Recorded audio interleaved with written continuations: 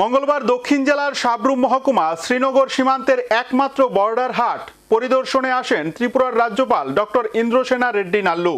ভারতের বিভিন্ন ব্যবসায়ীগণের সাথে মৎস্য ব্যবসায়ী, শুটকি ব্যবসায়ী এবং লোকাল উৎপাদিত সবজি ব্যবসায়ীদের সাথে কথা বলেন তিনি। কথা বলেন বাংলাদেশের ফেনী জেলার এডিএমের সাথেও। পরিশেষে সাংবাদিকদের সাথে কথা বলতে গিয়ে তিনি জানিয়েছেন, এই সীমান্ত হাট খুব সুন্দর এবং সুশৃঙ্খল। সীমান্ত হাটের সার্বিক সাফল্য কামনা করেন এবং দুই দেশের মানুষের মধ্যে পারস্পরিক সম্পর্ক যেন আরও সুদৃঢ় থাকে সেই দিকে লক্ষ্য রাখার আহ্বান জানান। সীমান্ত হাটের বেশ কিছু জায়গায় কাঁটাতারের বেড়া ছিঁড়ে আছে। এ সম্পর্কে সাংবাদিকদের এক প্রশ্নের উত্তরে রাজ্যপাল জানিয়েছেন, এ বিষয়টি নিয়ে অবশ্যই কথা বলবেন। 13 জানুয়ারি 2015 সালে শ্রীনগর সীমান্তে বর্ডার হাট চালু হয়।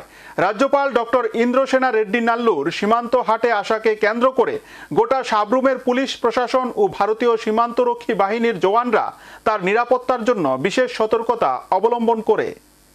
This border had to know and understanding. It is very good for the local people of both the countries because since ages they were doing the weekly market business. In the same way it is continuing, and for the local people both sides they can come and they can purchase, they can exchange interstate, intercountry